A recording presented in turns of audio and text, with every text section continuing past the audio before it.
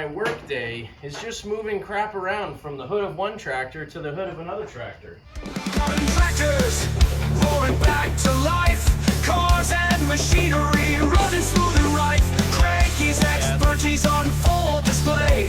Get your machinery running every day. Cranky. At least the brakes work good. I actually think it's leaking gas in a few places because the fuel line we left on here is really bad. Split, we cut it, I pushed it on, it split again. It's garbage. You should never use that vinyl tubing, it doesn't last. So I got a bunch of stuff to do to this guy, but instead of really fixing anything right now, I'm gonna do the fun stuff. I'm gonna put some big tires on the back, some better tires on the front, swap that crappy seat out, maybe just pull the carb off so I can start working on it. Plus that stuff will clean up my garage a little bit more. Now, I've mounted hundreds of tires over the years between tractor tires and car tires. These ones are really easy because the tires are so stiff and they're actually spread out. A lot of times if you buy tires from China, they're gonna be banded together and the tires get all misshapen and they don't end up working well. All I'm doing right now, these wheels don't have valve stems in them. So I bought these valve stems from an auto parts store and this valve stem fishing tool, which I've been using for years. I've broken like 3 of these things, so this one's brand new. Hopefully it'll last. Now you got to pay attention when you're mounting ag tires because ags are directional and you don't want to mount both of the tires facing the same direction because then when you put them on the tractor, the treads are going to be going, one's going to go in the opposite direction and one's going to go in the correct direction. So when you mount ags, what you want to do is set your wheels down on the ground and you want to have one pointing forward and the other one pointing in the opposite direction. So when you mount them and you put them on the tractor, this will be your left tire facing forward, that'll be your right tire, and these treads face forward on both sides. So what I typically do when I mount these, I take the tire, the side that goes on the rim, I'm going to lubricate with something like WD-40. Works pretty good for me. You want to spray down both sides of the beads of the tire with WD-40 so that it slips on there really easily. You can spray the outside of the rim too if you want. This one's a little bit dirty, so I don't want to put too much on there, but most of the time you can get the first bead started just by pushing on it. A lot of times you can get it to go all the way on like that, but if not, yeah, I don't think I'm gonna get lucky this time. So typically I use a 2-pound or a 3-pound hammer, and you want to lean on the bead right where it's not quite going on the rim, and then you just kind of tap the bead with a hammer, move around the tire as you go, and eventually that bead pops right on. So then you're left with just the front bead. And again, this is where the tire irons come in. Step on the tire to get it started. Under the bead, use one of the tire irons to hold that rim and tire in place to get started, and then you just work your way around. Where the repairs flow, cranky T40 and Barry Man's making it glow. From rusty to shiny, from broken to new. Cranky's got the touch to see it through.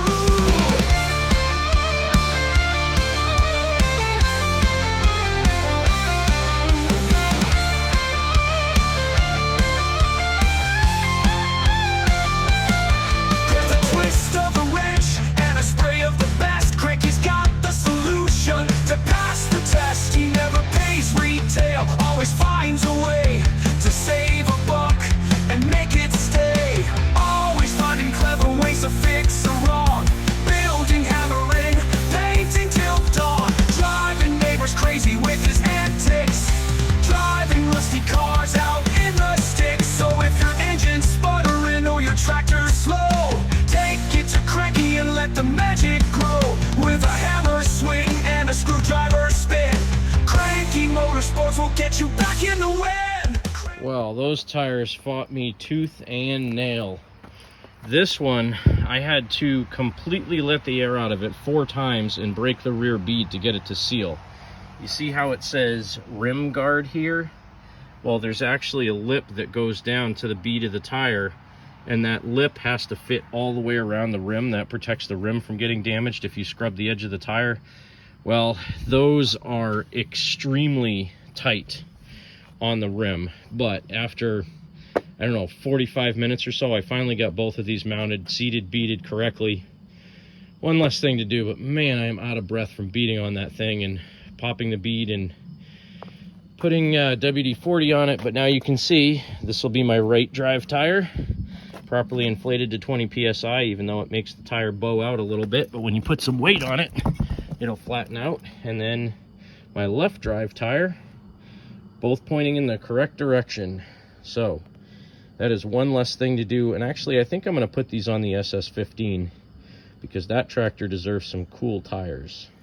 My work today seems to have been cut short by a little rain, but I still think I want to put the ag tires on the SS15, and I might put the ag tires that were on the front of the Hydro on the front of the SS15 as well, because I put V61s on the diesel tractor on the front, and I think I'm going to leave those on with the big tractor tires in the back. I think they look cool, but I do think I want to put the True Powers on this and maybe the front ags that were on the Hydro.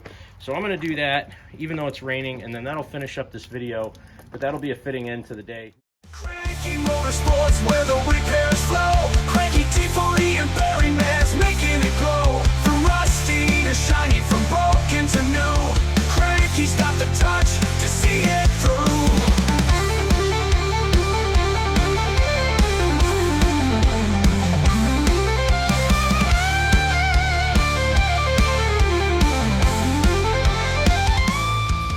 Well, that's gonna have to do it for tonight. It's about 7 o'clock. It's almost dark out, and I can't really do much more to this tonight. I was trying to stop the fuel leak because this thing is making my garage absolutely stink. It's just leaking gas.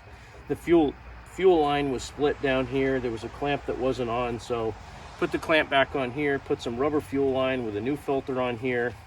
I'm just gonna start it up and drive it into the garage and park it, but I did get my tires on, which look pretty dope if you ask me. So it's got the 16 by 658 Deestone Ags in the front and the 23 by 1050 12 True Powers in the back.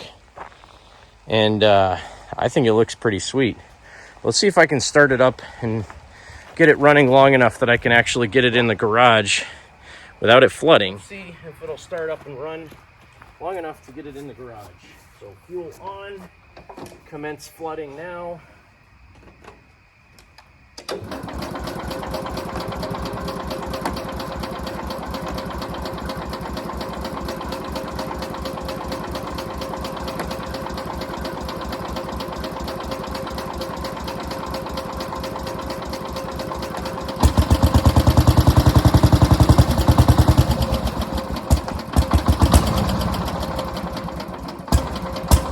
There's the flooding.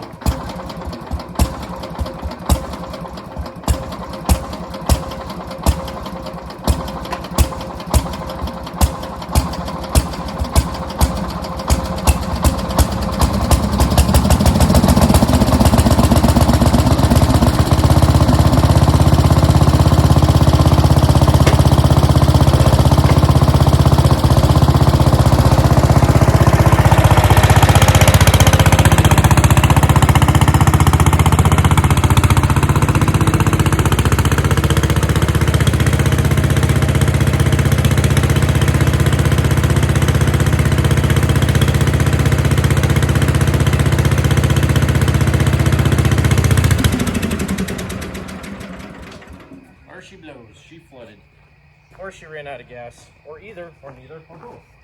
You never know with this guy. That's going to do it for this edition of Cranky Motorsports. I did get a fair amount done today. Probably going to split my content up into 3 videos because it's so disjointed.